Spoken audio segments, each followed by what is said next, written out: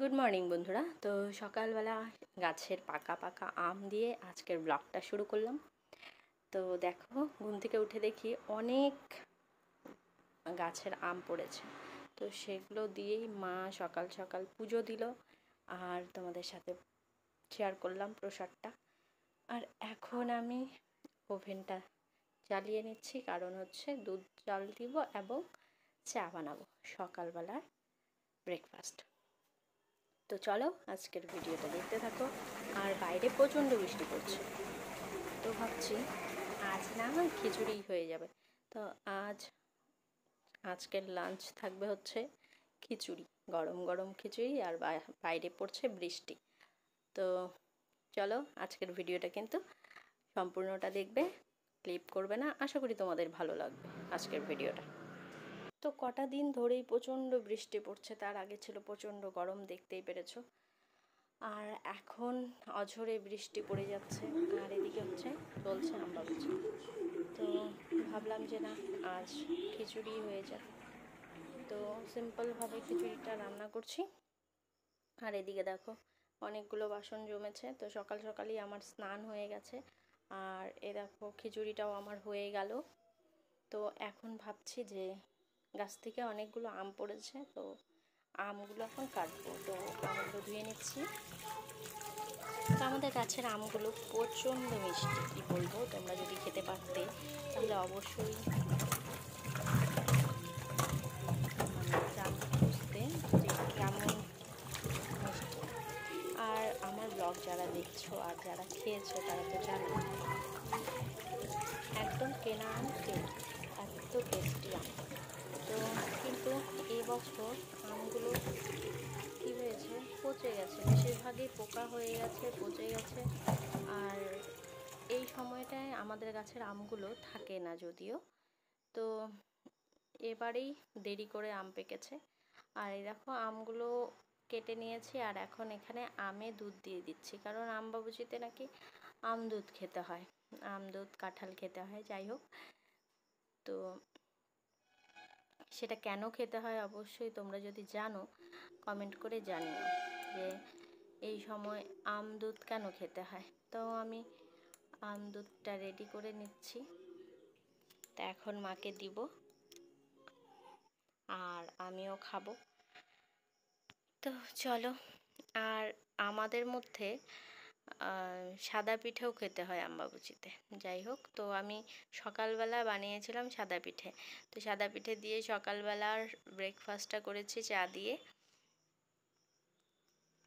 তো আর এই কটা তোমাদের সাথে শেয়ার করলাম। তো রেখে দিয়েছি, এখন এটা সন্ধ্যার টিফিন হয়ে যাবে। তো রান্নাবান্না শেষ করে এখন রান্নাঘরটা পরিষ্কার করে নিচ্ছি। আর এদিকে দুধ এসছে, তো দুধটাও আমি জাল দিয়ে নিলাম। আর আমাদের দুধটা এই বিস্কিটটায় রাখি আর কি। সকালবেলা যখন খিচুড়ি রান্না করছিলাম প্রচণ্ড বৃষ্টি হচ্ছিল, তোমরা দেখতেই পেরেছো। আর এখন দেখো যখন রান্নাবান্না শেষ হয়ে গেছে, তো এদিকে বৃষ্টিও কমে গেছে, রৌদ্র উঠে গেছে। দেখতেই পাচ্ছ যে হালকা হালকা রোদ দেখা যাচ্ছে। তো রান্নাঘরটা মুছে পরিষ্কার করে নিই। আর সকালবেলায় অনেক জামা কাপড় ধুয়েছি, তো সেগুলো ঘরেই মেলে দিয়েছিলাম, বারান্দায় মেলে দিয়েছিলাম। তো সেগুলো আর মেলা হয়নি। তো রোদ যেহেতু উঠেছে, তো তা ভাবলাম যে না, এগুলো বাইরে দিয়ে দিই। দেখো এই যে সব বারান্দায় মেলে দিয়েছিলাম। যদিও জামা কাপড় ধুতে হয় না আমবাবুচিতে, কিন্তু করার কিছু নেই, আমার বাচ্চা ছোট, আর এগুলো তো রোজকারের জামা কাপড়, এগুলো ধুতেই হবে। আর বৃষ্টিটা কমার সাথে সাথেই বারান্দায় অনেক জল পড়েছিল, জল কাদা কাদা হয়ে গেছিলো। তো সেগুলোই আমি মুছে পরিষ্কার করে নিচ্ছি। তো বৃষ্টি হলে মনে হয় যে না কোনো কাজ নেই, কিন্তু বৃষ্টিটা কমলেই কাজটা মনে হয় সাথে সাথে বেড়ে যায়। আর বাড়িঘর ওরকম দেখতে আর ভালো লাগে না। তো তাই আর কি একটু মুছে নিচ্ছি। তো সকাল থেকে বৃষ্টি, তার আগের থেকেই বৃষ্টি, কিন্তু বৃষ্টি হলে কি হবে, একটুকু গরম কমেনি। আর বৃষ্টি কমার সাথে সাথে গরমটাও বেড়ে গেছে। আর এদিকে লাইন একবার আসছে যাচ্ছে, মানে এই চলছে আর কি।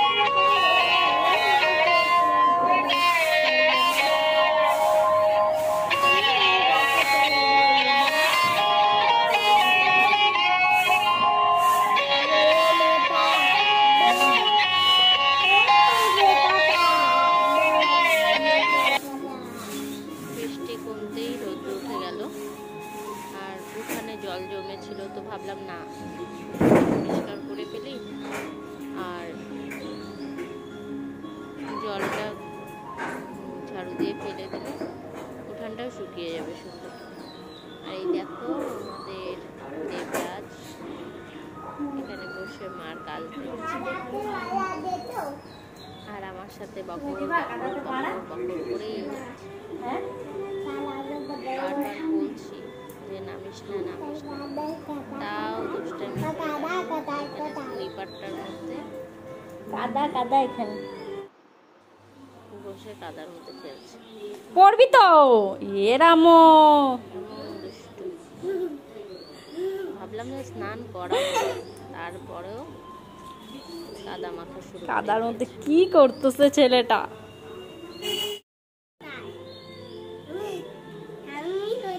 ঠাম্মি কোথায়? কাদার মধ্যে কি করতেছে সেগুলা? হ্যাঁ, আর ঠান্ডা জল দিয়ে চান করাই দিব। ঠান্ডা জল দিয়ে চান করবি তো? কাদা খেলছে, স্নান করবি চল। তাই আমাকে পটানোর জন্য বললো যে ঠাম্মি কোথায়। তো দেখলো যে আমি বকা দিলাম না সেরকম ভাবে। যাবি, পড়ে যাবি কিন্তু। জামা পরে খুলবো, আগে তুমি যাও। সব হাত ধোও, হাতটা ধুয়ে নাও ভালো করে।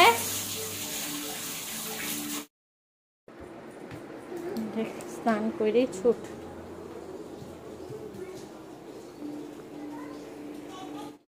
আর তোমাদের সাথে আজকে একটা শেয়ার করা ছিল যে দেখো আমি জ্বালানায় নতুন পর্দা লাগিয়েছি। তো দেখো পর্দাগুলো কেমন হয়েছে। আগের পর্দাগুলো অল্প একটু একটা ফুটা ছিল, তাই ওটাই কি করলো, গুড্ডু আঙ্গুল দিয়ে অনেক বড় ফুটো করে দিয়েছে। তো দুপুরের খাবার কমপ্লিট করে এলাম। খিচুড়ি, আচার, পাঁপড় ভাজা আর একটা তরকারি করেছিলাম সকালবেলা, তাই দিয়ে আজকে তো চলে গেল তোমার জায়গায় তো আর কমপ্লিট করলাম। আর দেখো লাইন নেই, কি অবস্থা, কি গরম, ভালো লাগে না। ওইটা আমি এখন ঘুমাইনি দেখে দেখছো, নিচে চলে গেছে। আসো আসো আসো তাড়াতাড়ি, চলো টাটা। ঘুমাই আমরা, তোমরাও সবাই ঘুমাও।